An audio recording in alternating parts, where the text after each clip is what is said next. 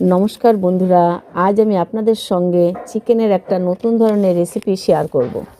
এই ধরনের চিকেন দিয়ে রাইস বা রুটি আইটেম একদম জমে যাবে। রেসিপিটি বানানোর জন্য 1 কিলো চিকেন নিয়েছি।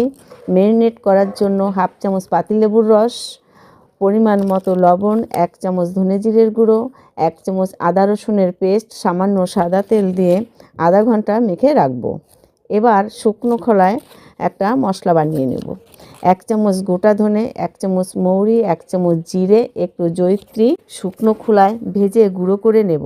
তার মধ্যে 1 চামচ চিলি ফ্লেক্স দিয়ে দেব। তারপর ব্লেন্ডারে 2 চামচ টক দই, 7 থেকে 8টা কাজু বাদাম, 5টা কাঁচা লঙ্কা দিয়ে একটা পেস্ট বানিয়ে নেব।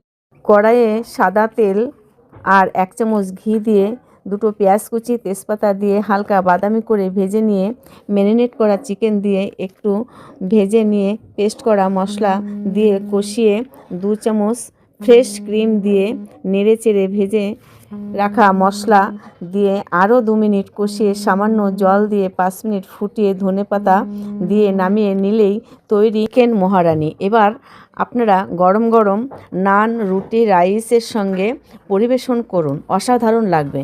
আমার এই চিকেনের মহারানি রেসিপি আপনাদের কেমন লাগলো অবশ্যই কমেন্ট করে জানাবেন। ভালো লাগলে লাইক, কমেন্ট, শেয়ার করে পাশে থাকবেন। ধন্যবাদ।